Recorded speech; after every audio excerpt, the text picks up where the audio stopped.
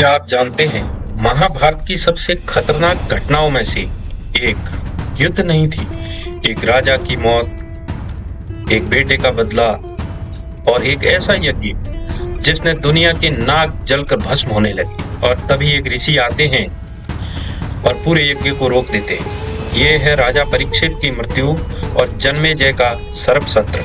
Video के अंत तक देखिए क्योंकि आगे आने वाला एक नाम इतिहास बदल देता है। नमस्कार दोस्तों, मैं हूं आपका दोस्त और होस्ट महेश। आप देख रहे हैं द पॉजिटिव ज्ञान हाउस।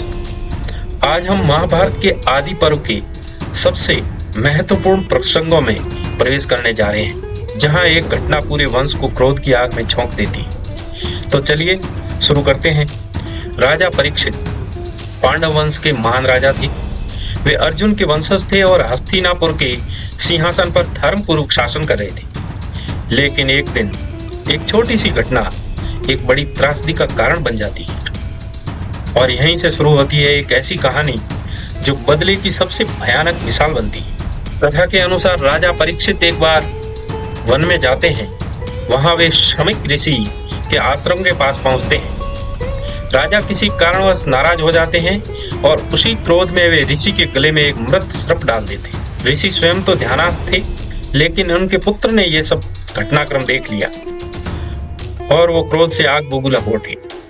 और फिर एक शब्द, एक शाप, जिसने राजा का भविष्य लिख दिया। ऋषि के पुत्र ने शाप दिया कि 7वें दिन राजा परीक्षित को तक्षक नाग डसकर मार देगा।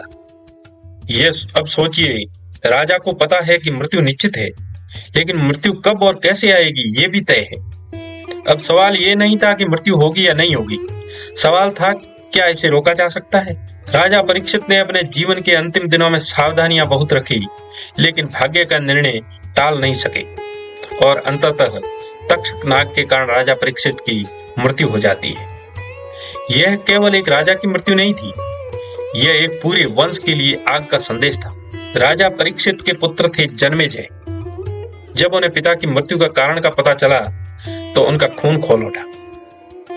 उन्होंने प्रण लिया कि मैं नागों के पूरे वंश का ही नाश कर दूंगा, और यही प्रण आगे चलकर बनता है दुनिया का सबसे भयानक यज्ञ। जन्मेजय ने एक विशाल यज्ञ कराया जिसे कहा गया सर्प सत्र यज्ञ।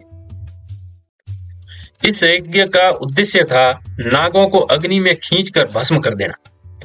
यज्ञ की शक्ति इतनी प्रचंड थी कि नाग अपने बिलों से खींचते हुए आकाश में उड़ते हुए यज्ञ की अग्नि में गिरने लगे। यह दृश्य ऐसा था मानो स्वयं प्रकृति कांप रही हो। एक एक करके नागों का विनाश होने लगा। चारों तरफ भय, हाहाकार, यज्ञ की ज्वालाएं। इस यज्ञ में केवल नाग नहीं जल रहे थे, एक पिता के दुख का बदला अग्नि बनकर फैल रहा था। लेकिन क्या यह बदला धर्म है या क्रोध का अहंकार? और तभी नैमिषारण्य के इस महायज्ञ में प्रवेश करते हैं आस्तिक ऋषि। उन्होंने ऐसा किया जिसकी किसी ने कल्पना भी नहीं की थी। उन्होंने राजा जन्मेजय को रोक दिया, यानी कि उनके यज्ञ को रोक दिया। आस्तिक कौन थे और उन्होंने ये यज्ञ कैसे रोका, इन सब को जानने के लिए आप अगला भाग जरूर देखिए। हम मिलते हैं अगले भाग में। अगर आपको ये महाभारत कथा रोचक लगी हो तो वीडियो को लाइक करें, शेयर करें और चैनल द पॉजिटिव ज्ञान हाउस को सब्सक्राइब जरूर करें। कमेंट में लिखें जय महाभारत और बताइए क्या बदले के लिए किया गया यह यज्ञ धर्म कहलाता है। अगले भाग में आस्तिक मुनि और सर्प सत्र यज्ञ का अंत विषय को लेकर हम वीडियो लेके आएंगे। आप इससे जरूर जुड़े रहें। धन्यवाद।